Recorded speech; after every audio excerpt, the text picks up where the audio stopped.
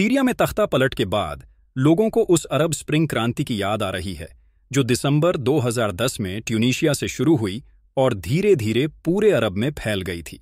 अब दुनिया में जितने बड़े तानाशाह थे, सबके अंत की शुरुआत हुई। पहले ट्यूनीशिया के तानाशाह गए, इसके बाद मिस्र में हुस्नी मुबारक को जाना पड़ा, लीबिया में कर्नल गद्दाफी और यमन के अली अब्दुल्ला सालेह भी इतिहास हो गए। सीरिया में तानाशाह बशर अल असद इसलिए बच गए क्योंकि रूस और ईरान उनके पक्ष में खड़े हो गए थे। साल 2011 में सीरिया में तानाशाह बशर असद के खिलाफ जो शांतिपूर्ण आंदोलन शुरू हुआ था, वह वास्तव में लोकतंत्र के लिए था। सरकार ने अत्याचार किया तो कुछ महीनों में आंदोलन हिंसक हो गया। इससे सुन्नी उग्रपंथी समूह अल-कायदा इत्यादि सक्रिय हो गए। जब आंदोलन शांतिपूर्ण था, तभी असद को समन्वय के साथ चलना शुरू कर देना चाहिए था, पर वह तो तानाशाह थे, उन्होंने सत्ता साझा करने से इनकार कर दिया। असद ने पूरी निर्ममता से आंदोलन को दबाने की कोशिश की और आंदोलन हिंसक होता चला गया। अपने बचाव के लिए उन्होंने रासायनिक हथियार भी इस्तेमाल किया।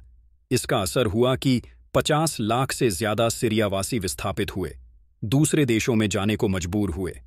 गृह युद्ध ने सीरियाई समाज को रसातल में पहुंचा दिया था। दरअसल सीरिया अंदर से ही बंटा हुआ है। वहां की 74% आबादी सुन्नी है, जबकि सत्ता अलवाइज समूह के पास है, जो आबादी का 12% है। यह संप्रदाय सिया के ज्यादा करीब है। गौर करने की बात है, ईरान असद के समर्थन में आ गया। रूस ने भी सहयोग किया, हिजबुल्लाह से भी मदद मिली और असद बचते रहे। साल 2019 तक आते आते असद की सत्ता मजबूत हो गई। असद के समर्थन में और रूस की सैन्य मौजूदगी सीरिया में बनी रही। असद के लिए खराब दौर तब शुरू हुआ जब 7 अक्टूबर को हमास ने इजराइल पर हमला कर दिया। यहां ध्यान रखने की जरूरत है कि पश्चिम एशिया दुनिया का एक ऐसा क्षेत्र है जहां हर चीज परस्पर जुड़ी हुई है। जब हमास के हमले के बाद इजराइल आक्रामक हुआ तो उसने हिजबुल्लाह पर भी हमला बोल दिया।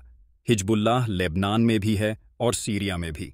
इजराइल को लगता है कि अगर सीरिया की सरकार गिर जाए तो हिजबुल्लाह की ताकत घट जाएगी, इसलिए पहले इजराइल ने हिजबुल्लाह के नेतृत्व को खत्म कर दिया। हिजबुल्लाह का जो बेस था, उसे भी हवाई हमले से इजराइल ने खत्म करना शुरू कर दिया था।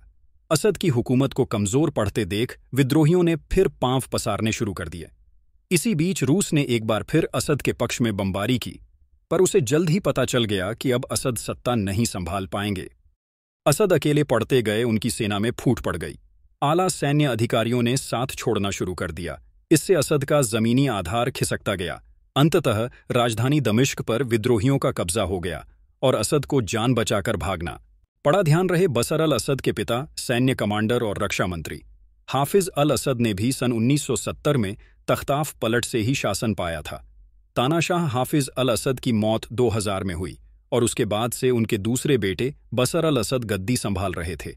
सीरिया में 50 साल से भी ज्यादा समय के बाद तानाशाही का अंत हुआ है और सीरियाई लोग देश में और बाहर भी बहुत खुशी मना रहे हैं। असद को शिया समुदाय के करीब माना जाता है, जबकि अभी जो विद्रोही सत्ता में आए हैं वह सुन्नी है। यहां जोखिम है, जो समूह सत्ता में आया है वह उग्रपंथी है। उसका इस्लामी एजेंडा स्पष्ट है। कहीं वहां भी अफगानिस्तान जैसा हाल ना हो जाए, जहां औरतों को पढ़ने से रोका जा रहा है, उन्हें बुर्के में रहने के लिए मजबूर किया जा रहा है।